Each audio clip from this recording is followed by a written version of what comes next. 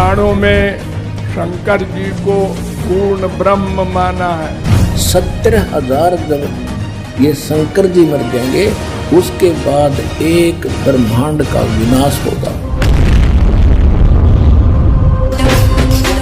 भस्मासुर की सत्य कथा से भी स्पष्ट हो गया कि शिव जी समृद्ध शक्ति नहीं है।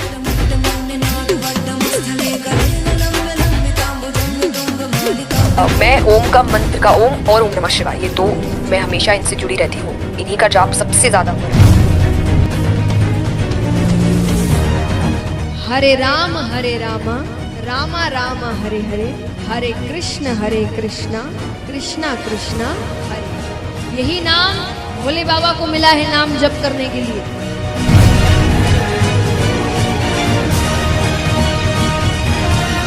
देवताओं ने अमृत पिया तो वो क्या बने देव, और शंकर जी ने पिया जहर तो वो बन गए महादेव। तो अमृत से श्रेष्ठ जहर है। अरे कर्मीनो, अरे ज्ञानहीनो कहते हैं परमात्मा। कबीर जी कहते हैं मोती मुक्ता दर्शत नाही, ये जग है सब अंदरे, दिखत के तो नैन सब सुनकर फिरा मोतिया बंदरे।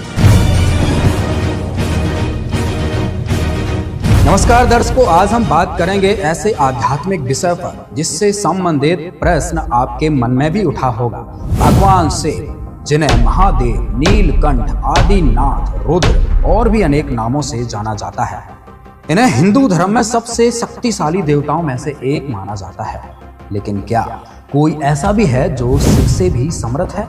इस प्रश्न का उत्तर जानने के लिए एक तरफ हम हिंदू धर्म गुरुओं के विचार सुनेंगे और दूसरी तरफ संत रामपाल जी महाराज जी के विचार सुनेंगे, और फिर शास्त्रों को आधार मानकर निर्णय निकालेंगे कि शिव से भी समर्थ कोई है भी या नहीं, और यदि है तो वो कौन है। तो आइए सबसे पहले सुनते हैं हिंदू धर्म गुरुओं के विचार कि वो शिव जी के विषय में क्या कहते हैं। सब हैं देव, सब ने पिया अमृत तो सब बन गए देव। शंकर जी ने पिया जहर तो शंकर जी बन गए देवाधिदेव महादेव। इसलिए देवताओं ने अमृत पिया तो वो क्या बने देव, और शंकर जी ने पिया जहर तो वो बन गए महादेव। तो अमृत से श्रेष्ठ जहर है। मैं ओम का मंत्र का ओम और ओम नमः शिवाय, ये दो मैं हमेशा इनसे जुड़ी रहती हूँ। इन्हीं का जाप सबसे ज्यादा हुआ है। जाप नहीं तो मन में भी चलता रहता है। तो मेडिटेशन इज प्रॉपर जाप, लाइक प्रोनाउंसिएशन वो साउंड, नहीं तो मेरे मन में भी ये चीज चलती रहेगी कि ओम नमः शिवाय ओम नमः शिवाय। कि मुझे ऐसा लगता है ये बहुत, कि भगवान शंकर सबसे भोले भगवान माने गए हैं। गुस्सा आता है वो बात अलग है जब महाकाल का रूप लेते, अदरवाइज उसके अलावा सबसे शांत भगवान माने गए हैं। हर वक्त समाधि में, हर वक्त खुद मेडिटेशन में ही बैठते हैं, इसलिए उनका नाम सबसे ज्यादा लेने को। भगवान शिव अविनाशी हैं और हमारा मत कहता है कि शंकर जी और भगवान विष्णु जी दोनों एक ही हैं। शंकर जी अर्धनारेश्वर हैं, आधी अम्बा है आधे शिव हैं, इसलिए उनका नाम अर्धनारेश्वर है। वैसे उनमें ही दोनों पूर्ण है, तो उनमें श्रद्धा कहे तो केवल शंकर जी में निष्ठा रखिए। जिसे मनुष्य जीवन मिल गया और उसने अपनी आत्मा के कल्याण के लिए अपने जीवन को उपासना में लगा दिया, वो शिव है। भगवान भूत बावन भोलेनाथ हमारे पिता हैं, माँ पार्वती हमारी माँ हैं, हम सब उनकी संतान हैं। समझ में आ गई बात? पुराणों में शंकर जी को पूर्ण ब्रह्म माना है, वेदों ने भी माना है, और एक शिव पुराण ही बना दिया गया है। जैसे विष्णु पुराण है ऐसे शिव पुराण भी है। देवाधिदेव महादेव शिव जी हैं, तो शिव जी को परम वैष्णव के रूप में माना गया है, परंतु एक प्रकार से शिव जी देवताओं की कैटेगरी में नहीं आते हैं। एक को पकड़ के उसके ऊपर छोड़ दो। जैसे परम वैष्णव आचार्य भगवान शिव हैं, उनके चरण पकड़ लो, उनको क्या करना है वो सर्वज्ञ हैं, उनको क्या सब ज्ञान है। दर्शकों, हिंदू धर्म गुरुओं के दृष्टिकोण से देखा जाए तो अनेक हिंदू धर्म गुरुओं का मानना है कि कोई भी भगवान शिव से अधिक शक्तिशाली नहीं है। वे सर्वोच्च शक्ति का प्रतीक हैं और सभी देवताओं के देवता हैं। वे ब्रह्मांड के रचयिता हैं, पालनहार और संहारक हैं। चलो कुछ समय के लिए इन धर्म गुरुओं द्वारा बताए गए शिव जी के विषय में इन कथनों को सत्य मान लेते हैं, लेकिन उससे पहले कुछ वीडियो और देखते हैं। जो आदमी एक कृष्ण से प्रेम करता है, एक भगवान से प्रेम करता है, वो सफल है। और जो 17 जगह मन लगाता है, कभी इस देवता के पास, कभी इस देवी के पास, कभी यहाँ कभी वहाँ, वो ना घर का ना घाट का। इसलिए एक में मन लगाओ। हमारा कन्हैया जो करेंगे वही करेंगे। अब हमें कहीं किसी के पास जाने की जरूरत, अरे हनुमान चालीसा पढ़ो, शिव चालीसा पढ़ो, दुर्गा चालीसा पढ़ो, ये सब तो ठीक है। सबसे बड़े भगवान, सब उनसे छोटे, सब दास हैं, नौकर हैं। ब्रह्मा विष्णु शंकर कोई हो, सब नौकर चाकर। उनके बराबर भी कोई नहीं है। बड़ा होने की बात तो छोड़ो, श्री कृष्ण अवतारी हैं, स्वयं भगवान कृष्ण, कृष्ण पर तत्व, ये स्वयं भगवान है श्री कृष्ण। जबकि भगवान से कृष्ण आदि भगवान है और उनके तमोगुण से भगवान शिव उत्पन्न होते हैं। हरे राम रामा रामा हरे हरे, हरे कृष्णा कृष्णा कृष्णा हरे हरे। सिर्फ इसी नाम जप से भगवान मिल जाएंगे। और विचार करिए, ये राम नाम, यही नाम भोले बाबा को मिला है नाम जप करने के लिए, और यही नाम हम और आपको मिला है। हमारी इस आत्मा के पति जो हैं वो गोलोकवासी श्री कृष्ण हैं। और फॉर योर का इन्फॉर्मेशन माय डियर, इसका मतलब क्रिएटर एक है, हम सबको स्त्री बनाकर भेजा उसने। और इन आत्मा का जो पति है वो श्री कृष्ण है, उसके अलावा कोई नहीं। तो जिस व्यक्ति की जिस इष्ट में जितनी निष्ठा हो जाए, उस व्यक्ति के लिए वही सब परमात्मा है। उसी भगवान में सबके दर्शन करना चाहिए। गुरुजी, मुझे इस चीज का समाधान बता दो कि मैं दुर्गा चालीसा का भी पाठ करती हूँ, मैं दुर्गा चालीसा करती हूँ। आप जो आए सब करत रहा। अब खुदा इस तरह हम का कह देंगे, हमने बता दिया कि आप सब करत रहा। राम राम बोलते हो तो आप राधा माधव ही बोलते हो, और राम राम बोलते हो ना तो जितने देवी देवता भगवत स्वरूप हैं वो सब आप पर प्रसन्न है। आप कौन कह रहे क्या? जब राम जी की कृपा तो सबकी कृपा है, सदा सदा उसकी कुशल मंगल होगी। एक ही है, दूसरा नहीं है, और उसे जो नाम दो तुम, हमें कोई परेशानी नहीं। राम बोलो, कृष्ण बोलो, हरि बोलो, शिव बोलो, काली बोलो, काली उनका अवतार, कृष्ण उनका अवतार, राम उनका अवतार, हमें कोई परेशानी नहीं। दर्शकों, ये वीडियो देखकर आप सोच रहे होंगे इनकी कौन सी वाली बात सत्य मानी जाए, पहले वाली या दूसरे वाली। दर्शकों, इन धर्म गुरुओं के बहुमुखी अज्ञान से आज हिंदू समाज की फिरकी बनी हुई है। इसलिए आज हिंदू धर्म में इतनी विविधता देखने को मिलती है कि आम जन मानस को पता ही नहीं है कि कौन संत सत्य ज्ञान दे रहा है और कौन झूठ बोल रहा है। दर्शकों, आप इस वीडियो को अंत तक देखिए, आप खुद ही सच और झूठ का फैसला कर लेंगे, ऐसा हमारा विश्वास है, क्योंकि अब आप सभी पढ़े लिखे हैं। दर्शकों, सत्य का पता करने के लिए आगे बढ़ते हैं और जानते हैं कौन है शिव से भी समर्थ। आइए देखते हैं ये वीडियो।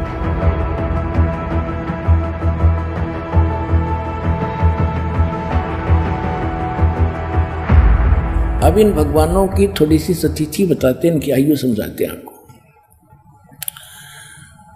ब्रह्मा जी की आयु से आप परिचित हैं, क्योंकि ये हमारे भांड जो गुरु थे ये इतनी तब बताया करते थे कि ब्रह्मा जी की आयु 100 वर्ष की है।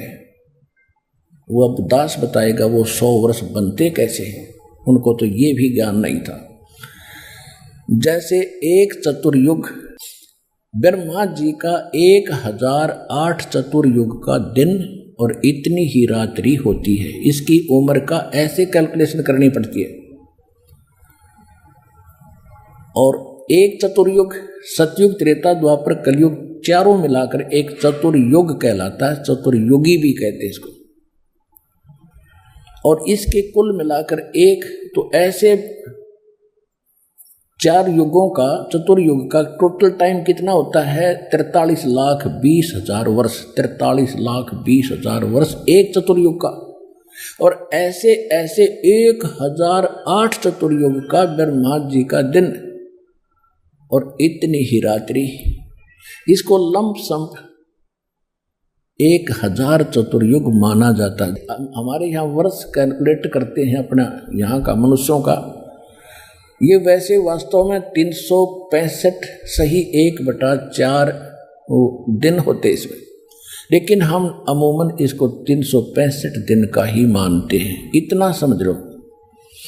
वैसे 1008 होते हैं, और इसका आगे ऐसे इनकी आगे भी इसकी डिफाइन किया है कि एक इंद्र का शासनकाल 72 चतुर्युग का होता है, और एक ब्रह्मा जी के एक दिन में 14 इंद्रों का शासनकाल पूरा हो जाता है। तो 72 को 14 से गुणा करेंगे तो 1008 चतुर्युग होते। तो लंप सम माना जाता है 1000 चतुर्युग का ब्रह्मा का दिन, इतनी ही रात्रि, ये दोनों मिलाकर समझो एक दिन रात बन गए ब्रह्मा के। ऐसे 30 दिन रात का महीना और 12 महीने का एक वर्ष, ऐसे बने हुए पीरियड से, और ऐसे 100 वर्ष की आयु है ब्रह्मा जी की। ओ तेरे की बताओ, अब हम तो 100 वर्ष हमारे गिन लो, ये कितने समय उसकी तुलना में। अब उसकी कैलकुलेशन ऐसे हटकर हम अन्य देवताओं की कैलकुलेशन नहीं कर सकते। अब ऐसे निकालेंगे, ब्रह्मा जी की आयु ऐसे बने हुए 100 वर्ष की होगी, ठीक है। उसके बाद इसे 7 गुनी विष्णु जी की 700 वर्ष जैसे ये बने हैं वर्ष, और इससे 7 गुना शंकर भगवान की 4900 वर्ष। किससे 7 गुना? विष्णु जी से 7 गुना। और जब ऐसे 7 गुना आयु वाला शंकर मर जाएगा, ऐसे ऐसे 70,000 जब ये शंकर जी मर जाएंगे, उसके बाद एक ब्रह्मांड का विनाश होगा। और इस गीता ज्ञान दाता की मृत्यु होगी।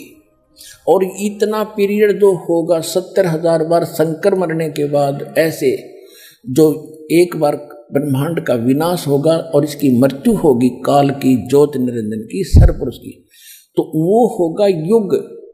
किसका? अक्षर पुरुष का युग होगा वो युग। अपना आत्माओं ने वेदों गीता का समझना कोई बालकों का काम नहीं था। गीता अध्याय नंबर 8 के श्लोक नंबर 17 में उसमें लिखा है कि सहस्र युग लिखा है, सहस्र चतुर्युग नहीं लिखा। ये गलती कर रहे हो अनुवाद करते समय, उन्होंने ब्रह्मा जी का वो सिद्ध कर दिया, वो है सहस्र युग ओनली, नोट चतुर्युग। तो 1000 युग का दिन किसका? अक्षर पुरुष का, और इतनी ही रात्रि। तो ऐसे जैसे एक युग, दास ने ये बताया, ऐसा एक युग, ऐसे ऐसे 1000 युग का अक्षर पुरुष का दिन और इतने ही युग की रात्रि, ऐसे 30 दिन रात का इसका महीना, और ऐसे 12 महीने का एक वर्ष, और फिर 100 वर्ष की आयु है उस अक्षर पुरुष की, और फिर भी मृत्यु। गीता अध्याय नंबर 15 के श्लोक नंबर 16 और 17 में 3 पुरुष बताए, सरपुरुष अक्षर पुरुष बताए 16वें श्लोक में 15वें अध्याय के। उसमें कहा कि ये 2 पुरुष प्रसिद्ध हैं, एक सरपुरुष और एक अक्षर पुरुष। ये भी और इनके अंतर्गत जितने प्राणी इनके कमांड में हैं, ये सब नाशवान है, लेकिन जीवात्मा अलग विषय है, वो नहीं मरती। फिर उसके तुरंत बाद कहा 17वें श्लोक में 15वें अध्याय के, उत्तम पुरुष है तू अन्य परमात्मा इति उदाहरते, ये लोग तरम अवश्य विवर्ती अवेश्वर है। वो इन दोनों से कोई अन्य है, वो परमात्मा श्रेष्ठ भगवान उत्तम पुरुषोत्तम, और वही तीनों लोकों में प्रवेश करके सबका धारण पोषण करता है। वो मूल रूपी संसार है, संसार रूपी वृक्ष की मूल है, और वही वास्तव में अविनाशी है, अव्यय ईश्वर है। तो वो कौन है? और इनकी मृत्यु जो इतनी लंबी आयु है अक्षर पुरुष की, फिर भी मृत्यु है, इसलिए इसको अक्षर कहने लगे। अक्षर माने अविनाशी होता है, लेकिन ये अविनाशी नहीं है, लेकिन अविनाशी से कम भी नहीं है। इतनी लंबी उम्र में मरेगा, लेकिन फिर भी मृत्यु है। तो सूक्ष्म वेद में कहा है, एती उम्र बुलंद मुर्गा अंतरे, सतगुरु लगे न कान न बैठे वो संतरे। इतनी लंबी आयु होने के बाद भी मृत्यु होगी, क्योंकि आपको वो तत्वदर्शी संत नहीं मिला जो गीता अध्याय नंबर 4 के श्लोक नंबर 34 में जिसका वो वर्णन है, यजुर्वेद अध्याय नंबर 40 के मंत्र 10 में जिसका कहा कि वो धीरा नाम तत्वदर्शी संत ही सही सही मार्ग बताते हैं, उनसे सुनो। तो वो तत्वदर्शी संत आज विश्व में ये दास है, एक बार को आओ चाहे 100 बार सुन लो। दर्शकों, अभी आपने अपने ब्रह्मांडों के मुख्य प्रभुओं की आयु सीमा देखी। इससे स्पष्ट है कि जो प्रभु शिव से भी समर्थ है, उनकी भी मृत्यु होती है। दर्शकों, इसके साथ एक रहस्य और बताते हैं। जब 70,000 शिव भी मर जाते हैं, तब एक ज्योति निरंजन ब्रह्म मरता है। पूर्ण परमात्मा के द्वारा पूर्व निर्धारित किए समय पर एक ब्रह्मांड में महाप्रलय होती है। यह 70,000 शिव की मृत्यु अर्थात एक सदाशिव यानी ज्योति निरंजन की मृत्यु होती है। तब एक युग होता है परब्रह्म का। 100 वर्ष की परब्रह्म की आयु है, फिर परब्रह्म की भी मृत्यु होती है। परब्रह्म के 100 वर्ष पूरे होने के पश्चात एक शंख बजता है। सर्व ब्रह्मांड नष्ट हो जाते हैं, केवल सतलोक व ऊपर तीनों लोक ही शेष रहते हैं। इस प्रकार कबीर परमात्मा ने कहा है कि अरबों तो ब्रह्मा गए, 49 कोटि कन्हैया, 7 कोटि शंभु गए, मोर एक नहीं पलैया। इसका भावार्थ है कि 343 करोड़ त्रिलोकीय ब्रह्मा मर जाते हैं, 49 करोड़ त्रिलोकीय विष्णु मर जाते हैं तथा 7 करोड़ त्रिलोकीय शिव मर जाते हैं। तब एक ज्योति निरंजन काल ब्रह्म यानी कि ब्रह्मा विष्णु शिव के पिता की मृत्यु होती है, जिसे गीता जी के अध्याय 15 के श्लोक 16 में क्षर पुरुष नाशवान भगवान कहाँ है, इसे ब्रह्म भी कहते हैं। तथा इसी श्लोक में जिसे अक्षर पुरुष अविनाशी कहाँ है, वह पर ब्रह्म है जिसे अक्षर पुरुष भी कहते हैं। अक्षर पुरुष अर्थात पर ब्रह्म भी नष्ट होता है। जब काल भी करोड़ समाप्त हो जाएंगे, तब सर्व अंडों अर्थात ब्रह्मांडों का नाश होगा, केवल सतलोक व उससे ऊपर के लोक शेष रहेंगे। दर्शकों, यह रहस्य आज तक संत रामपाल जी महाराज के अलावा कोई बता नहीं पाया है। दर्शकों, अब आपको दिखाते हैं कि शिव जी समेत अन्य प्रभु कितने समर्थ हैं। देखिए यह वीडियो। अब हम आपको थोड़ा सा इन भगवानों का जो अक्षेत्र दिखाएंगे कि ये कितने प्रभु हैं। जैसे एक ब्रह्मांड होता है, एक ब्रह्मांड में कौन कौन सी स्थिति है वो देखिएगा। ये एक ब्रह्मांड का लघु चित्र है। इस ब्रह्मांड का अंडे जैसी शकल है, अंडे आकार है, अंड आकार है। ये देखिए ऐसा है यहां तक। ये इसको अंड भी कहते हैं, इसको ब्रह्मांड भी कहते हैं। और इस ब्रह्मांड के अंदर जो व्यवस्था है वो हमारे शरीर के अंदर हम देख सकते हैं, जब हम हमारे इन चैनलों को, कमलों को ऑन कर लेंगे मंत्रों की साधना करके। तो इसलिए इसको पिंड, शरीर को पिंड कहते हैं। जैसे एक टेलीविजन के अंदर कहीं भी कार्यक्रम हो रहा हो, वो कार्यक्रम हो रहा कहीं और देख हम टीवी पर सकते हैं, ऐसे ये शरीर हमारा है। तो पूरे ब्रह्मांड का जो नक्शा है इस पिंड के अंदर है। इसको पिंड भी कहते हैं, इसको अंड आकार है इसलिए अंड भी इसी को कहते हैं। अरे राधा स्वामी वाले ये नकली पिंड अलग बताते हैं, अंड अलग बताते हैं, ब्रह्मांड न्यारा क्या पता नहीं इनको। ये देखिएगा, तो ये इस ब्रह्मांड के अंदर क्या क्या व्यवस्था है। नीचे से शुरू करते, ये 5 ये 7 हैं। तल, अतुल, वितल, महातल, अतल, सुतल, रसातल और पाताल लोक। और ये पृथ्वी लोक, ये ब्रह्मा का लोक, ब्रह्मा जी का लोक, विष्णु शिव जी का लोक, विष्णु जी का लोक, और ये स्वर्ग, और ये नरक, ये इंद्र का लोक, ये मानसरोवर, ये धर्मराज का लोक, और ये एक ब्रह्मलोक है इसके अंदर। ये सारा ब्रह्मलोक कहलाता है। इतना ये एक ब्रह्मलोक है। इसमें इसने क्या कर रखा है, नकली सतलोक, ये महाइंद्र काल द्वीप, फिर नकली सतलोक, नकली अलखलोक, और नकली अगमलोक और नकली अनामी लोक की रचना इस काल में करवा रखी। ये दुर्गा जी का लोक, यहां इसने गुप्त स्थान बना रखा है और इस गुप्त स्थान पर कोई नहीं जा सकता इस काल की रजा से बिना। ब्रह्मा विष्णु महेश का पिता है। इसने 3 स्थान बना रखे, एक रजोगुण प्रधान अक्षेत्र, एक तमोगुण प्रधान अक्षेत्र, एक सतोगुण प्रधान अक्षेत्र, जिसमें ये रजो इस ब्रह्मा रूप में ये अपना ऐसा रूप बना लेता है ब्रह्मा जी जैसा, और दुर्गा को ये अपनी पार सावित्री के रूप में रखता है। इन दोनों के संयोग से इस रजोगुण प्रधान क्षेत्र में रहते हुए जो पुत्र उत्पन्न होता है इसकी शकल जैसा हो जाता है, उसको ब्रह्मा नाम दे देता है और वो रजोगुण युक्त हो जाता है। इसी प्रकार ये सतोगुण युक्त स्थान है, इसमें स्वयं विष्णु रूप धारण करता है, दुर्गा को महालक्ष्मी रूप में रखता है। इन दोनों के संयोग से इस सतोगुण प्रधान क्षेत्र में रहने से जो पुत्र उत्पन्न होता है वो सतोगुण युक्त हो जाता है और उसका नाम विष्णु रख देते हैं। इसी प्रकार ये शंकर रूप बना लेता है, दुर्गा को पार्वती रूप में रखता है और इन दोनों के संयोग से तमोगुण प्रधान क्षेत्र में जो पुत्र उत्पन्न होता है वो तमोगुण युक्त हो जाता है। इसलिए रजगुण ब्रह्मा, सतगुण विष्णु और तमगुण शिव जी की उत्पत्ति करके ये फिर नीचे के लोकों का प्रधान बना देता है, इनको एक एक द्वीप दे देता है और ये तीनों भगवान केवल पृथ्वी लोक, स्वर्गलोक और इस पाताल लोक, इन 3 लोकों के ऊपर ही ये प्रभुता रखते हैं इस एक ब्रह्मांड में। बस इतने मालिक हैं, इतने स्वामी हैं। और ये जो ब्रह्म है इनका पिता सरपुरुष, ये केवल 21 ऐसे 21 ब्रह्मांडों का स्वामी है। ये देखिएगा, आप जी ने जो ब्रह्मांड देखा था ये वाला, अब ये समझो ये एक गेंद सी होगी और ये 21 ब्रह्मांड का अक्षेत्र है इस सरपुरुष का। गीता अध्याय नंबर 15 के श्लोक नंबर 16 और 17 वाले में 3 पुरुष हैं। ये सरपुरुष का अक्षेत्र है 21 ब्रह्मांड। ये एक ब्रह्मांड है जिसको गेंद दिखाई देती है आपको, गेंद सी। 5 ब्रह्मांडों को इकट्ठा करके इसने एक महाब्रह्मांड बना रखे है। ऐसे 4 ब्रह्मांडों में 20 महाब्रह्मांडों में 20 ब्रह्मांड रोक रखे हैं।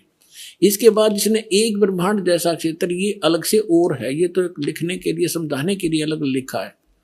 यहां भी इसने एक धोखा कर रखा है, नकली सतलोक, नकली अलखलोक, नकली अगमलोक और नकली अनामी लोक भी 21वें ब्रह्मांड में भी रचना करवा रखी है।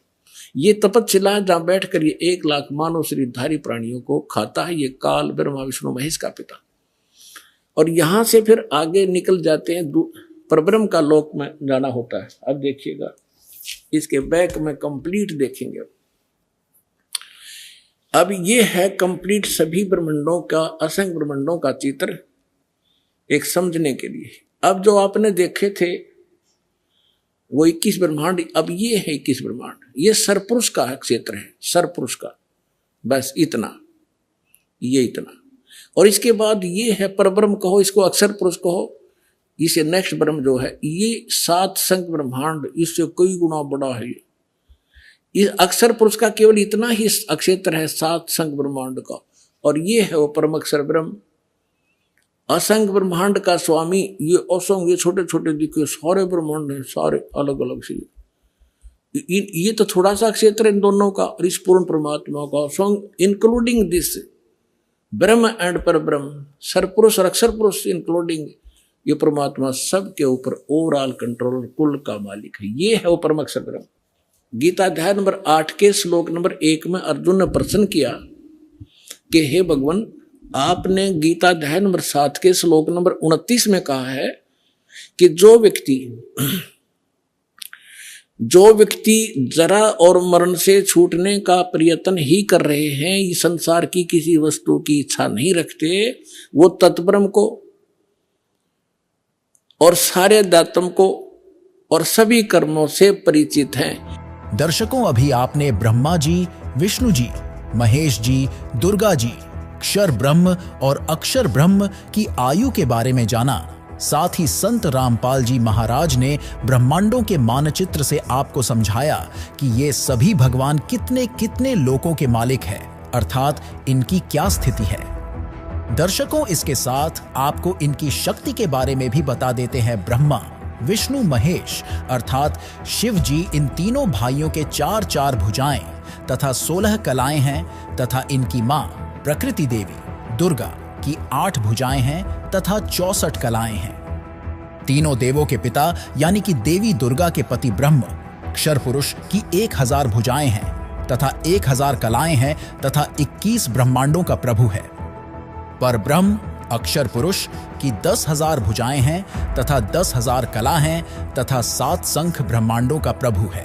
प्रत्येक प्रभु अपनी सर्व भुजाओं को समेटकर केवल 2 भुजाएं भी रख सकते हैं तथा जब चाहें सर्व भुजाओं को भी प्रकट कर सकते हैं। इससे स्पष्ट है कि शिव जी से समर्थ दुर्गा जी हैं और दुर्गा जी से समर्थ सदाशिव यानी ब्रह्म है और ब्रह्म से समर्थ पर ब्रह्म है और परब्रह्म से समर्थ परम अक्षर ब्रह्म है, अर्थात शिव जी से ऊपर 4 भगवान और हैं। इससे स्पष्ट हुआ शिव जी समर्थ भगवान नहीं हैं। दर्शकों, इतने सारे प्रमाणों से यह पता चल गया कि शिव से भी कई और प्रभु समर्थ हैं, जिनमें सबसे समर्थ परम अक्षर ब्रह्म है। ये परम अक्षर ब्रह्म कौन है, इसकी जानकारी वीडियो के अंत में हम आपको बताएंगे। लेकिन उससे पहले ये देखते हैं कि जो लोग शिव जी को सबसे शक्तिशाली भगवान मानते आ रहे थे या आज भी भगवान मानते हैं, तो भगवान शिव को समर्थ सर्वशक्तिमान मानने का कोई ना कोई पैमाना तो होगा। तो उस पैमाने को नापने के लिए शिव जी की कुछ लोक प्रसिद्ध कथाएं सुनते हैं, जिनको आपने हजारों बार सुना होगा। तो आज भी सुनकर स्वयं निर्णय करना कि क्या शिव जी समर्थ शक्ति हैं, जैसा कि हमें हजारों वर्षों से हिंदू धर्म गुरुओं द्वारा बताया गया। सुनिए रोचक कथा।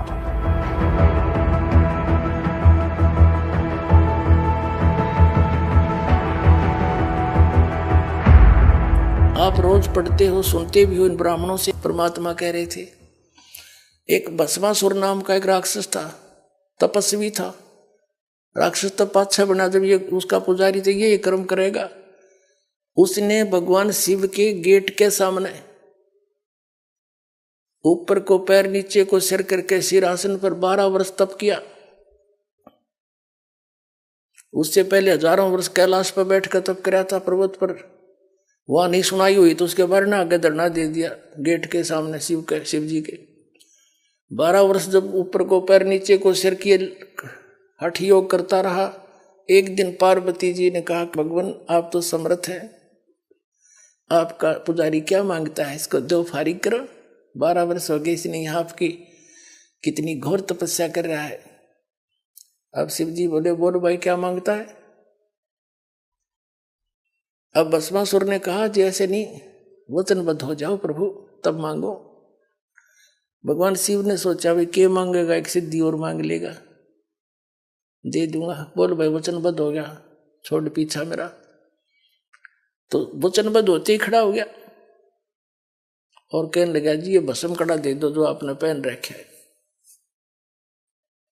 उसमें क्या शक्ति थी कि उस भस्म कड़े को, कड़ा था वो जैसे पहन लेते हैं, और उसको जिसके भी सिर पर सिर पर रख के भस्म वो जल जाता था, उसकी राख भी नहीं पाव थी, राख पाव थी। ये पता था उसको भस्मा गिरी को। ये गिरी, पुरी, नाथ, नागा, ओगड़, ये सारे शिव जी तमोगुण के उपासक हैं। तो भगवान शिव ने सोचा, जंगल में रहता है, साधक है, अपने बचाव के लिए लेता होगा। अब निकाल दिया, वचनबद्ध हो ही रहे थे कि ले भक्त ले ले। अब जब उसके हाथ में आ गया ना भस्म कड़ा, तब वह त्योर बदल गया और हंसा एक दुष्ट की तरह, हा हा हा, ले शंकर हो ले होशियार, तुझे भस्म करूंगा और पार्वती को पत्नी बनाऊंगा। मैं इसी उद्देश्य से भक्ति कर रहा था। अब कबीर साहब कहते हैं कि माता को घर नहीं ठहराई। ऐसे दुष्ट अपनी माँ को, यानी जिसकी पूजा करे उसकी पत्नी तो माँ के तुल्य होती है, और उस पर नजर बुरी। और तो कहते हैं शिव शंकर से योगी समझ नहीं पाए, ये को बदलिए बैठा है। तो ये अंतर्यामी भी खाक थे, ये ब्रह्मा, यो विष्णु शंकर भगवान के अंतर्यामी थे ये।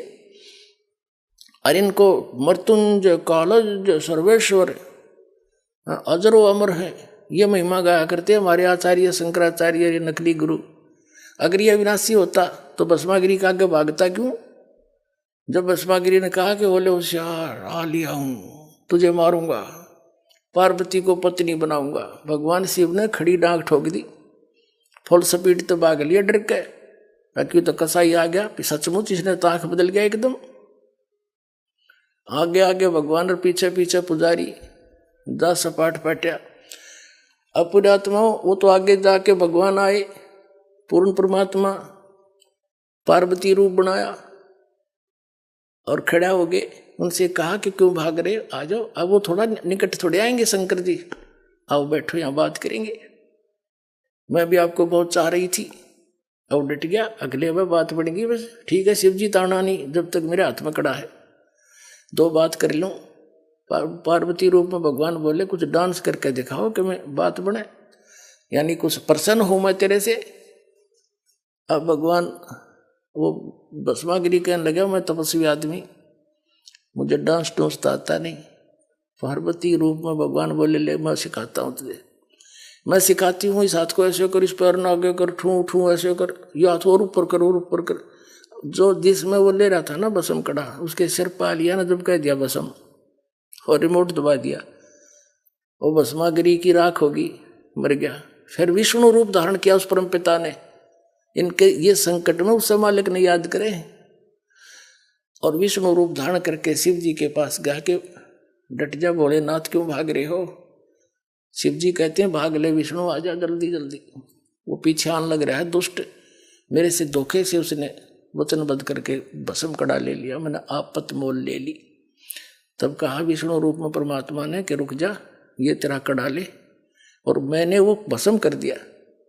सचमुच हाँ, चल तेने उसकी राख दिखाऊं।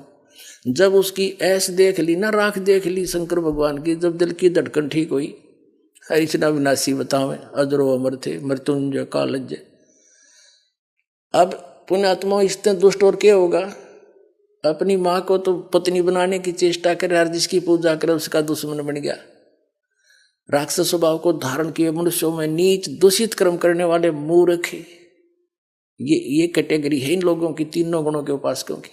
दर्शकों, इस भस्मासुर की सत्य कथा से भी स्पष्ट हो गया कि शिव जी समृद्ध शक्ति नहीं है। अब एक सवाल आपको झकझोर रहा होगा, फिर कौन है सबसे समृद्ध परम अक्षर ब्रह्म, जो शिव से भी समृद्ध है, दुर्गा जी से भी समृद्ध है, और शिव जी के पिता यानी सदाशिव से भी समृद्ध है, और पर ब्रह्म जो 7 शंख ब्रह्मांडों का मालिक है उससे भी समृद्ध है। तो वो कौन है, जानने के लिए सुनिए जगत गुरु तत्वदर्शी संत रामपाल जी महाराज के विचार।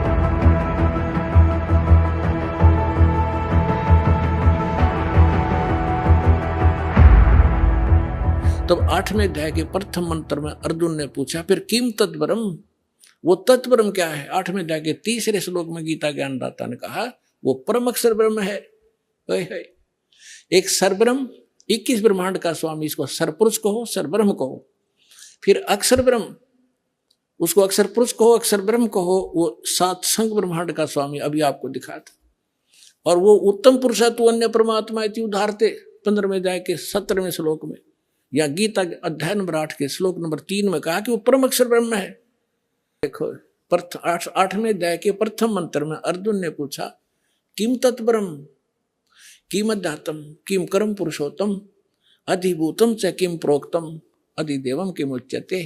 इसमें पूछा कि वह ब्रह्म क्या है, वो तत्व ब्रह्म के है। अब गीता ज्ञानदाता ने 8वें अध्याय के 3रे श्लोक में बताया, 8वें अध्याय के 3रे श्लोक में वो परम अक्षर ब्रह्म है। अपने आत्मा इतना गजब का ज्ञान इस अनमोल ग्रंथ में, अमर ग्रंथ में, गीता जी में। और ये नकली श्री कृष्ण जी ने सुप्रीम पावर बताते, श्री कृष्ण जी का था कि इसमें उल्लेख हो ना, गीता में की तो पूजा की विधि भी नहीं है, उसका कोई जिक्र भी नहीं है, सिर्फ 3 गुण बता दिए, रजगुण ब्रह्मा, सतगुण विष्णु, तमगुण शिव जी। अब गीता ज्ञानदाता कौन है, ये ब्रह्म है। ये ऐसे अलौकिक कर्म करता है, किसी के अंदर प्रवेश करके अपना ज्ञान दे देता है। 16 और 17 में 3 पुरुष हैं, 3 भगवान हैं, 3 ब्रह्म हैं। अध्याय नंबर 15 का ये श्लोक नंबर 16 यहाँ पर है। इसमें क्या कि द्वौ इमौ पुरुषौ लोके सर्च अक्षर एवं च सरे सर्वाणी भूतानि कुटस्थ अक्षर उच्चते 16वां श्लोक। इसका अनुवाद यहां पर क्या ना, इस संसार में नाशवान और अविनाशी भी ये दो प्रकार के पुरुष हैं। अब देखो इन्होंने सर माने नाशवान, अक्षर माने अविनाशी कर दिया। ये लिखना था इस संसार में सर पुरुष और अक्षर पुरुष, ये पुरुषों है ना, ये दोनों संस्कृत में इसके साथ भी लगाया जाता है, अक्षर पुरुष और सर पुरुष। ये और इनको देखें तो नाशवान और अविनाशी ये दो प्रकार के पुरुष है। पुरुष माने परमात्मा है, प्रभु है, भगवान है, ईश है, स्वामी है। और संपूर्ण प्राणियों के शरीर तो नाशवान है, जीवात्मा अविनाशी कहा जाता है। अब क्या है, ये सरपुरुष कितना मालिक है, अक्षर पुरुष कितना मालिक है, और परम अक्षर। अब तीसरा कौन है, वो तीसरा पहले दिखाते हैं आपको। तीसरा जो है वो परम अक्षर पुरुष है। अब यहां आपने 15वें अध्याय के 16वें श्लोक में दो पुरुष हैं, सरपुरुष और अक्षर पुरुष। ये दो प्रकार के पुरुष हैं, और इनके अंतर्गत जितने प्राणी हैं वो नाशवान है, और ये स्वयं भी नाशवान है। जीवात्मा तो गधे की भी नहीं मरती, कुत्ते की भी नहीं मरती। अब यहां देखो 15वें अध्याय के 17वें श्लोक में क्या लिखा है कि उत्तम पुरुष है तू अन्य। ये उत्तम पुरुष माने श्रेष्ठ परमात्मा तो इन दोनों से अन्य है, सर पुरुष और अक्षर पुरुष से। सर पुरुष सर और अक्षर, नाशवान और विनाशी, ये दो प्रकार के पुरुष हैं। इसमें लिखा है 17वें श्लोक में 15वें अध्याय के कि उत्तम पुरुष है तू अन्य, परमात्मा इति उद्धारत है, यह लोग तरम आविश्य विवर्ती अवैश्वर है।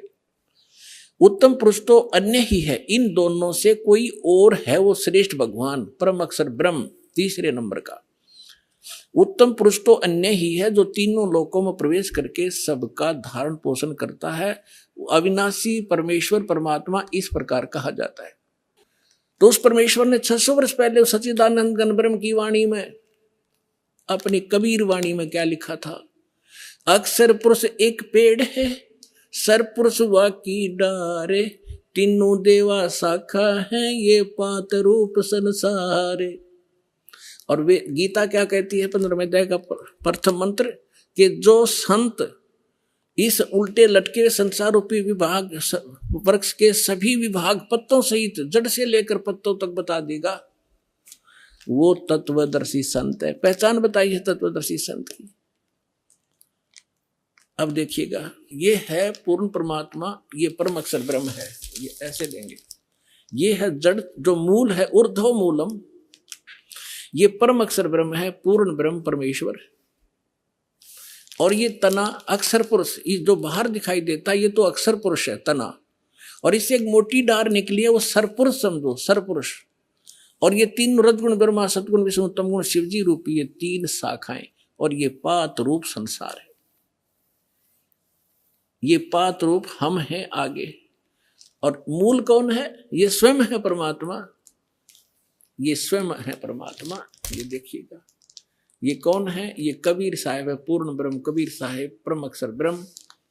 ये सारे संसार के आधार हैं, ये सब के धारण पोषण करने वाले हैं। जैसे वृक्ष की, जैसे संसार रूपी वृक्ष की जो परिवृष होती है वो जड़ से होती है। देखो पुण्यात्माओं, डेफिनेशन ऑफ गॉड भी आज तक हमें प्राप्त नहीं बता सके हमारे नकली गुरु। ईश ये सरपुरुष है, ईश्वर ये अक्षर पुरुष है, और परमेश्वर इन सब से उत्तम परमेश्वर वो सच्चिदानंद घन ब्रह्म, वो परम अक्षर ब्रह्म है। अब यहां बता रहे हैं कुछ परमेश्वर के ध्यान, उसकी भक्ति करने से उसको प्राप्त होता है। दर्शकों, कौन है शिव से भी समर्थ, इसका जवाब अब आपको मिल गया है। और अब आप कोई भी शिव भक्त हो उसको समझा सकते हैं कि शिव जी मात्र 3 लोक के भगवान हैं। सदाशिव यानी काल ब्रह्म 21 ब्रह्मांड के भगवान हैं, और कबीर परमेश्वर सर्व ब्रह्मांडों के भगवान हैं। जैसा कि आपको संत रामपाल जी महाराज ने आपके अपने ही सनातन धर्म के पवित्र शास्त्रों से प्रमाणित करके दिखाया। दर्शकों, ये वीडियो बनाने का उद्देश्य बस इतना है कि हिंदू समाज सनातन धर्म की ओर लौट आए, वेदों और गीता अनुसार भक्ति करे, ना कि किसी भी गुरु के कहने से आंख बंद करके कुछ भी भक्ति क्रिया करने लगे। ये कोई हार जीत की लड़ाई नहीं है, ये आपकी जिंदगी बचाने की लड़ाई है। सनातन धर्म को बचाने की लड़ाई है। सत्य दिखाना हमारा कर्तव्य है। समझना, सोचना, सत्य को परखना, सच को स्वीकार करना, ये आपकी बुद्धि और विवेक पर निर्भर करता है। दर्शकों, इस वीडियो में बस इतना ही। बने रहिए हमारे चैनल के साथ। धन्यवाद।